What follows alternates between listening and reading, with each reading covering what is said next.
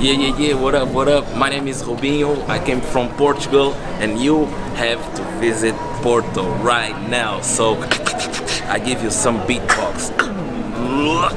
Bow, bow, bow, bow, wow, wow, wow, wow, wow, wow, wow, wow. Wow, wow, wow, wow, wow,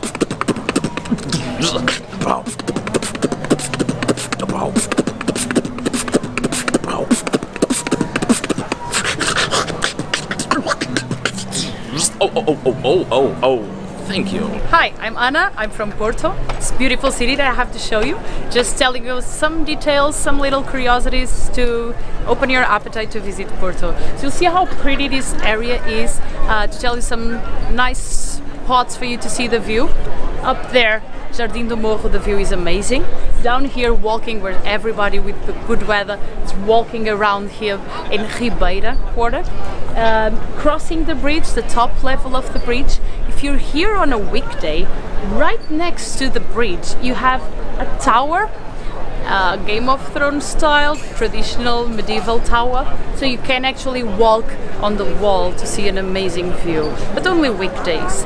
I would recommend you to eat some great food. Our food is quite intense, a lot of carbs, rice, potatoes. The traditional dish is tripas, which is a stew of white beans with a mix of meat, but also intestines and stomach, so a little bit going to traditional food. It's so important for us that we're called tripeiros. We're called tripe eaters, but by people from other cities, because of this dish. Also, francesinha. It's a crazy sandwich. It's a sandwich with a lot of meat. Bread, beef, pork, ham, chorizo, sausage, linguiça, more ham, more sausage, bread, cheese on top, fried egg, fries around it, spicy tomato sauce.